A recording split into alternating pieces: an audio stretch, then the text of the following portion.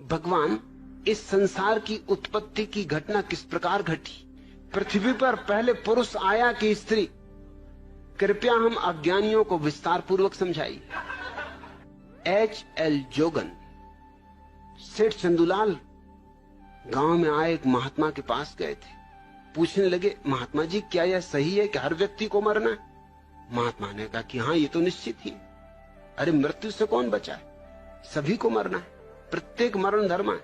चंदूलाल ने सिर खुजलाया और कहा कि मैं सोचता हूं कि जो व्यक्ति आखिर में मरेगा उसे शमशान घाट कौन ले जाएगा?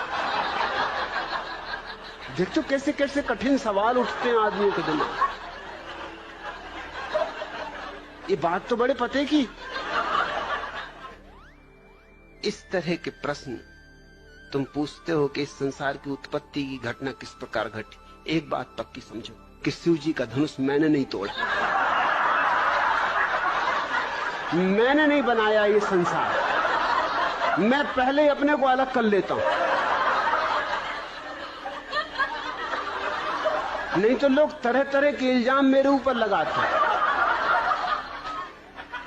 कोई यही कहने लगे कि इसी की हरकत,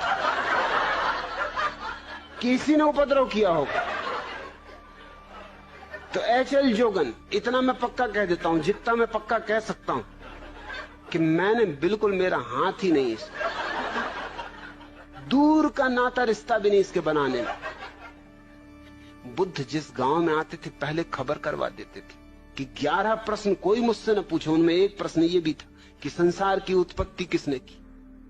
पूछे ही नहीं कोई, क्योंकि ये बुद्धुओं के प्रश्न हैं और बुद्ध इनके उत्तर नहीं देते। मेरे दादा मुझसे पूछा करते थे, अक्सर औरों से भी पूछा करते थे, लेकिन जब उन्होंने मुझसे पूछा तो फिर पूछना बंद कर दिया। वो पूछा करते थे कि अक्ल बड़ी की भैंस। अब उनको कौन उत्तर दे? मुझसे एक दिन पूछ बैठे, मैंने कहा भैंस। उन्होंने कहा क्यों? मैंने कहा क्योंकि भैंस ये सवाल नहीं पूछती।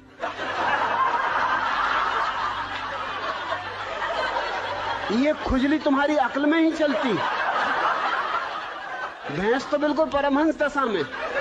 मैं कई भैंसों के पास जाके कई घंटों खड़ा रहा, कोई भैंस नहीं पूछती कि अक्ल बड़ी की भैंस। अरे भैंस को पता ही है कि हम बड़े, क्या पूछना? फिर उन्होंने नहीं पूछा। फिर मैं कई दफा उनसे पूछता था कि पूछो ना, अक्ल बड़ी की भैंस। वो कहते तू चुप रहे। वो मुझे कहीं नहीं ले जाते थे, वो बड़ा सत्संग करते थे, महात्माओं के पास जाते थे। वो जब भी जाए मैं बैठे ही रहता था कि आया मैं भी, कि नहीं तू ले जाने नहीं, तू कुछ ना कुछ उल्टी सीधी बात कह देगा। मैंने कहा उल्टी सीधी बातें तुम लोग करते हो, मैं सीधी साधी बात करता हूं। अब तुम ये बात पूछते हो अक्ल बड़ी की भैंस, और मैंने सीधा उत्तर दे दिया कि भैंस, तो तुमको लगता है उल्टी सीधी बातें कर रहा हूं। अरे आने दो, मैं भी तुम्हारे महात्मा को जरा दिखाऊंगा। एक दफा मुझे ले गए, सिर्फ एक दफा ले गए। एक महात्मा के पास गए, वो मिलने मुझे ले गए। महात्मा की उम्र रही हो कोई 30 साल, मेरी उम्र रही होगी मुझसे से कोई 15 साल, और मेरे दादा की उम्र रही कम से कम 60 साल। महात्मा ने उनसे कहा आओ बच्चा बैठो।